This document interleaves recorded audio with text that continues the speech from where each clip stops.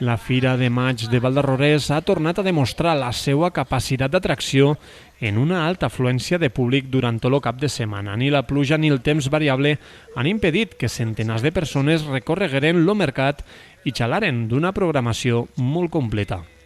Algun tenderete va fallar perquè hi havia algun hueco a la fira de tenderetes, però la gent que va haver va ser increïble. Vamos, que la gent, inclús en temps que donaven el temps una mica roïn, però va haver moltíssima gent.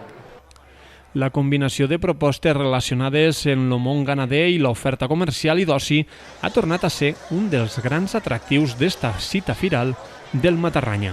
Bueno, pues, com sempre, no? La Fira de Maig aquí a Valdarrorés pues, és un punt de reunió de gent de tota la comarca i també els turistes i la gent de fora que està aquí visitant la comarca. I la fira pues, sempre com tots els anys, no?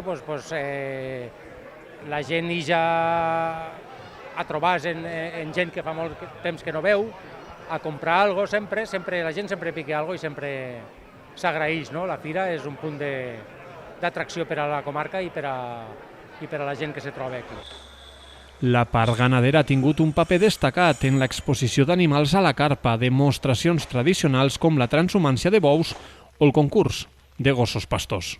N'hi ha que agrair als pastors de la comarca i de la província que s'impliquen en aquesta fira perquè ells també volen ficar la seva part i des de fa molts anys estan portant ells a davant el que és l'exposició de ganaderia, en aquest cas d'oví, d'ovelles, i el concurs de gossos.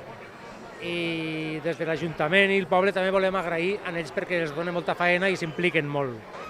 Associacions i col·lectius locals també han participat en la fira, en diferents paradetes que han omplert el pavelló, tot i algunes absències puntuals de paradistes.